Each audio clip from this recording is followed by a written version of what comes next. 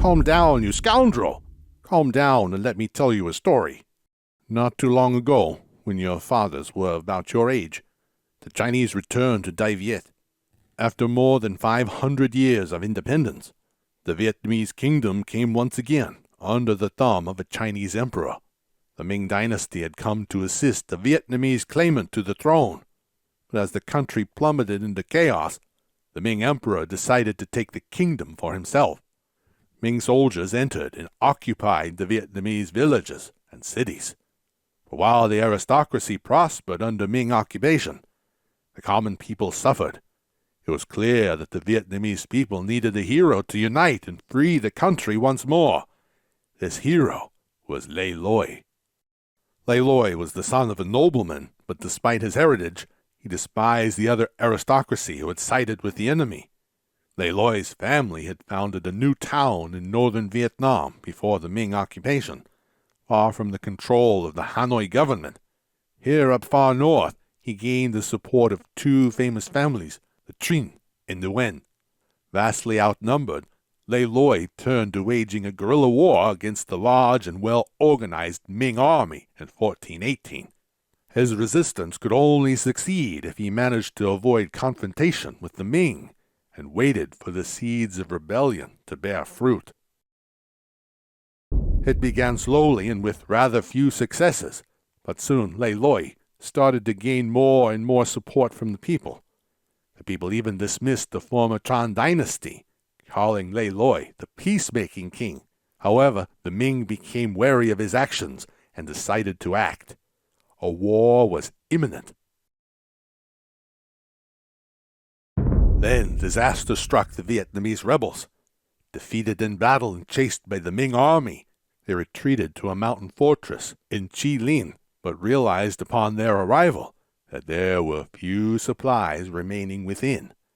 The mountain fortress had become a dead trap, with the Ming armies encircling it from all sides.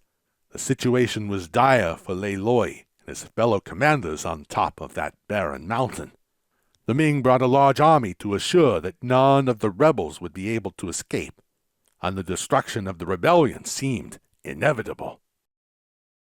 When all appeared to be lost, one of Le Loi's commanders, Le Lai, devised a plan.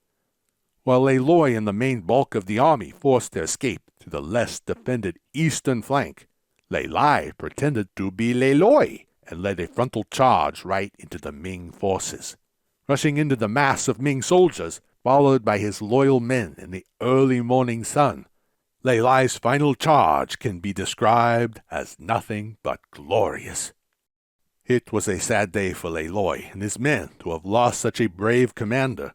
Le Lai died so that Le Loi and his men could continue the fight, and so they did. The rebels became more determined than ever before.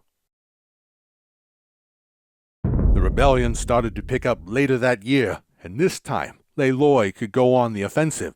The main goal for Le Loi was to take Hanoi and prevent Ming reinforcements to reach the garrisons in the southern Vietnamese cities. However, the Ming army was large and determined to keep the city. The Ming tried their best to prevent Hanoi from falling, but in the end failed to do so. With Hanoi captured, Le Loi had shown that the rebellion was well underway to achieve its goals. Now the Ming had learned to fear him. They knew he was a strong pretender for the throne, and if they wanted to stop him, they'd have to bring in a more experienced general.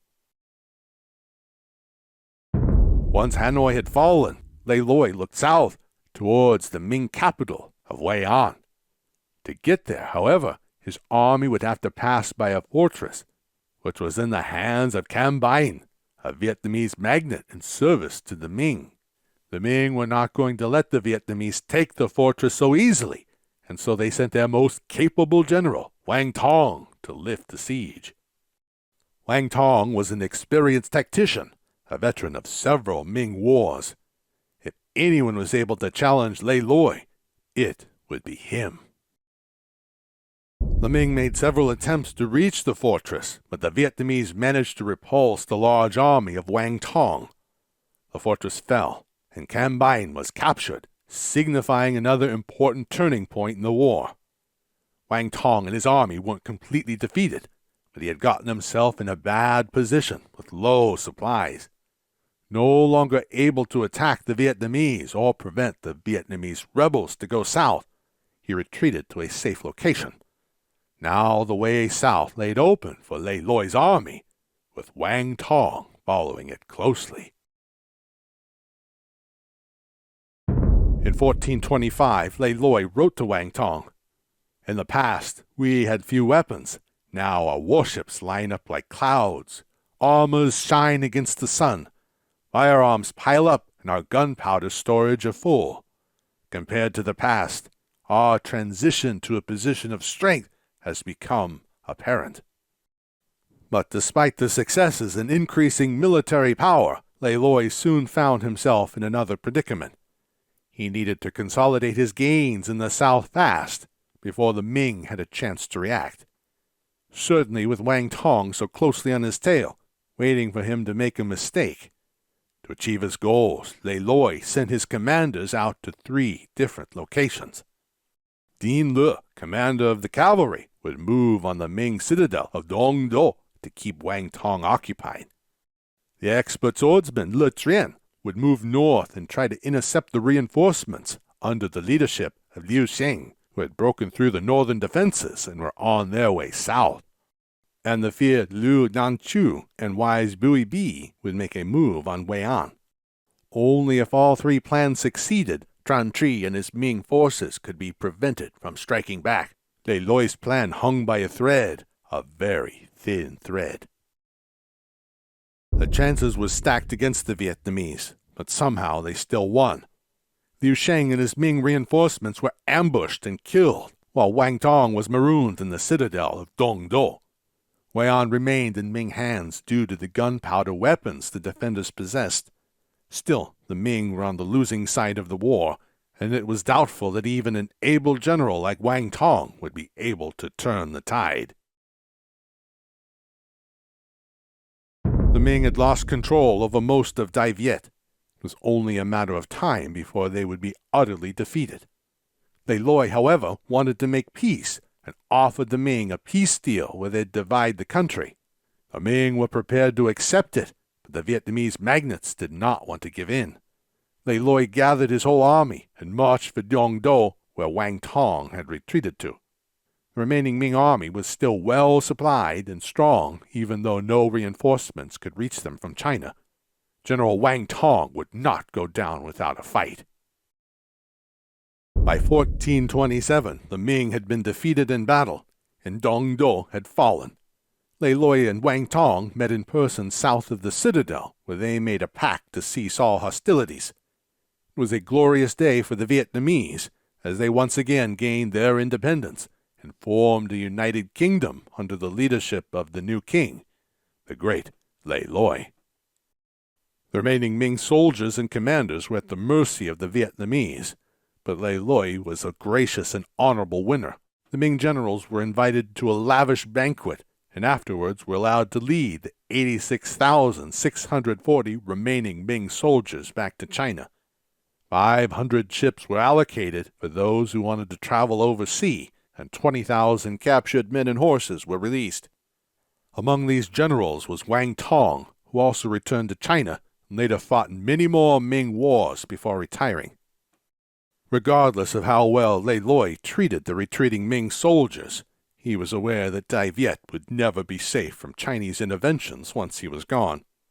So after Lei Loi was crowned, he patched the relationship with the Chinese and gained with the Ming Emperor the status of an independent tributary state for Dai Viet.